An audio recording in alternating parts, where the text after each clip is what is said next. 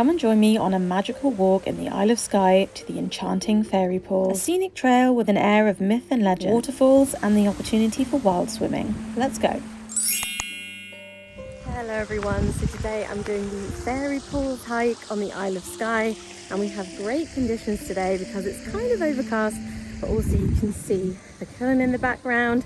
I'm so excited, so yeah, let's do this. I've done this before and it's quite a busy hike, so it's always going to be busy. Whenever you come, it's busy, but it's also amazing. So yeah, come and join me at the fairy pools in the Isle of Skye.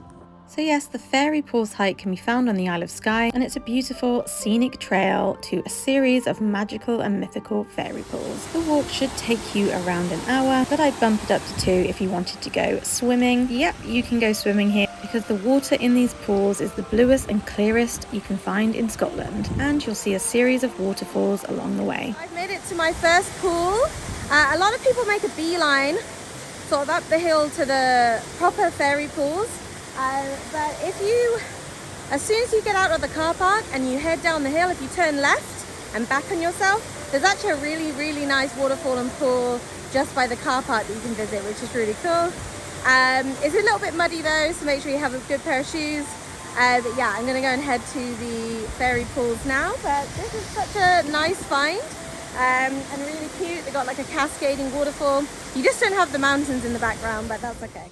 So yes, this hike is around 1.5 miles or 2.4 kilometers from the fairy pools car park, and it's very popular with walkers on the Isle of Skye. Beyond the beautiful fairy pools, the main attraction is that this is overlooked by the Cuillin mountain range. So you're probably wondering, why are these called the fairy pools? Well, these magical pools are meant to have an air of magic about them, but there are also many legends about fairies on the Isle of Skye. These are usually related to Clan MacLeod and Dunvegan Castle. If you weren't aware, Dunvegan Castle is home to the famous fairy flag, and there are many different legends about the clan chief MacLeod falling in love with a fairy princess. They were married for a year and a day, but before the fairy princess left for the fairy realm, she gifted her fairy flag to protect the clan. There is also a legend that these pools attract selkies and all sorts of magical creatures. Whatever you decide to believe, they do have an air of magic about them, and the whole place feels very mystical. I'm so glad they put in a bridge here, because before there used to be these really big stepping stones, and of course I've got short legs so I couldn't do it, but now they've got a bridge, so it makes it a lot easier to visit the fairy pools, which is fab. So although we know this area as the fairy pools today and it's relatively peaceful, years ago this was the location of a vicious battle of Cuillin in 1601. This clan battle was between the MacLeods of Dunvegan and the MacDonalds of Sleat, who had a long history of feuding with each other.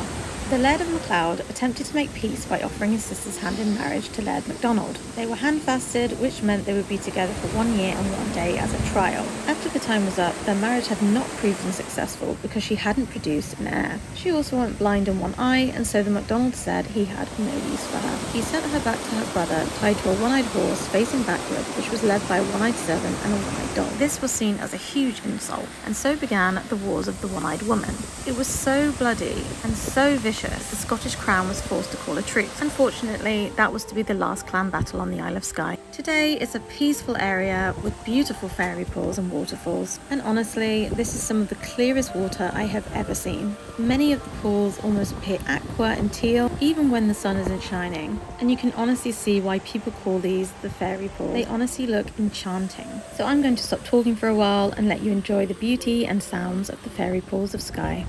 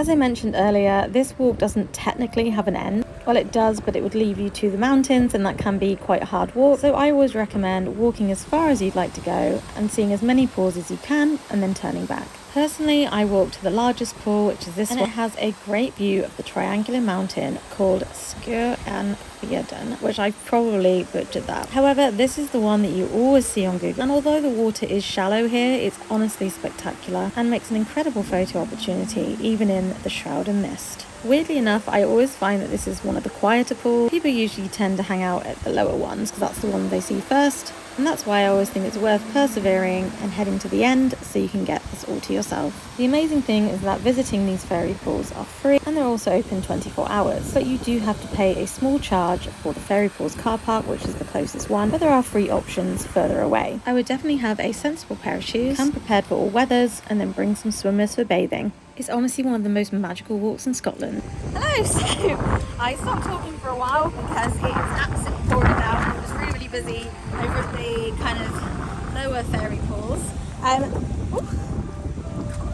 And also I was racing to try and get the mountain because you can see it's kind of came in and out the mist. The fairy pools are free to visit. You just have to pay £6 at the car park and you can come and see this. The one I just came from the pool that you can see on Google, the main pool, and the irony is that that's actually one of the quietest pools that you can visit. I just went all the way to the very end. There's a really nice dip or a pool with like 4 kind of cascades in it, and of course because of this misty, moody weather, we've got great cascades today. But yeah, I'm just going to be on my way back now because it's absolutely tipping it down. But thank you for watching, and if you like this video, please remember to subscribe for more magic. Thank you.